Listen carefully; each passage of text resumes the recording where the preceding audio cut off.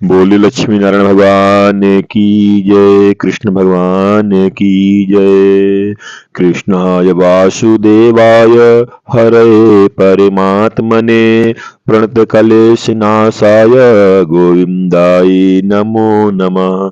गोविंदाय नमो नमः। बोले लक्ष्मी नारायण भगवान की जय। आप सभी का हमारे चैनल पर बहुत बहुत स्वागत है।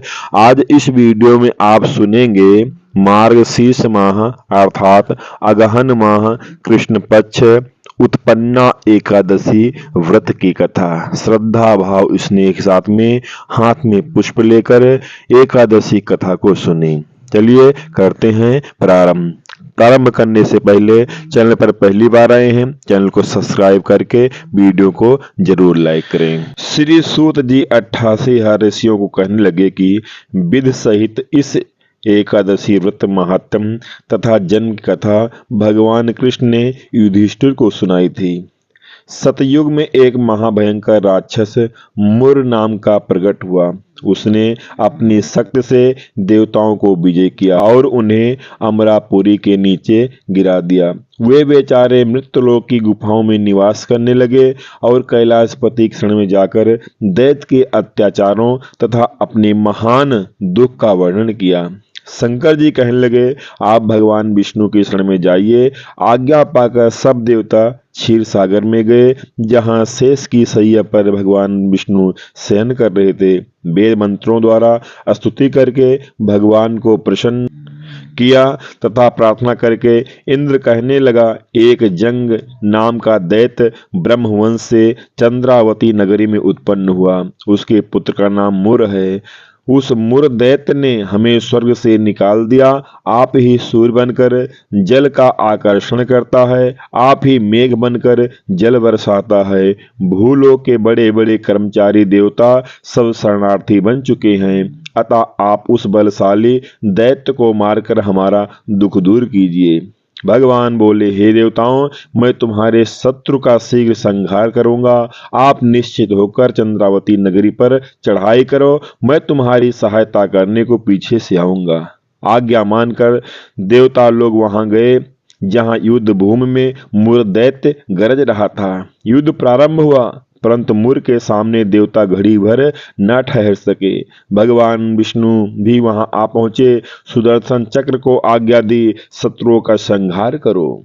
चक्र के चारों ओर सफाई कर दी। एक मुर दैत्य का सिर न काट सका और न ही गदा उसकी गर्दन तोड़ सकी। भगवान ने सारंग धनुष हाथ में लिया।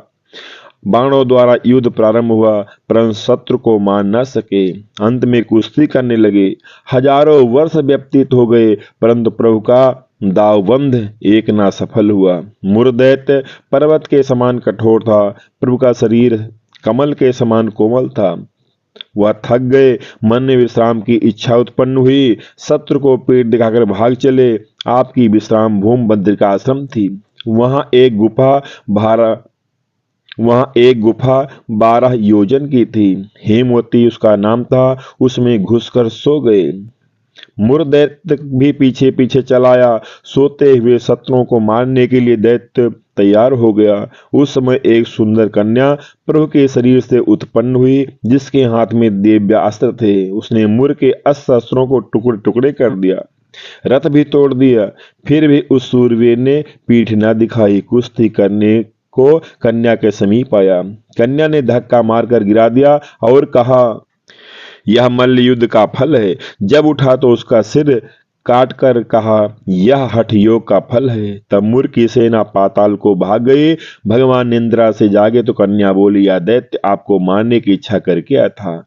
अब मैंने आपके शरीर से उत्पन्न होकर इसका वध किया। भगवान बोले, तुमने सर्व देवताओं की रक्षा की है, मैं तुम पर प्रसन्न हूँ, वरदान देने को तैयार हूँ। जो कुछ मन में इच्छा हो मांग लो। कन्या बोली, जो मनुष्य मेरा व्रत करें उनके घर में दूध पुत्र धन का निवास रहे, अंत में आपके लोक को प्राप्त करें। भगवान विष्णु, तू एकादशी तिथि को उत्पन्न हुई है, इस कारण तेरा नाम एकादशी प्रसिद्ध होगा। जो श्रद्धा भक्त से तेरा व्रत करेंगे उनको सब तीर्थों के समान का फल मिलेगा, अर्थात मन शुद्ध हो जाएगा, अंत में परम धाम को प्राप्त होंगे, घोर पापों से उद्धार करने वाला तेरा व्रत होगा। ऐसा कहकर भगवान अंतर्ध्यान हो गए। पतित पावनी विश्वतारिणी का जन्म मार्गशीर्ष माह के कृष्ण पक्ष में हुआ। इसका नाम उत्पन्ना एकादशी प्रसिद्ध हुआ।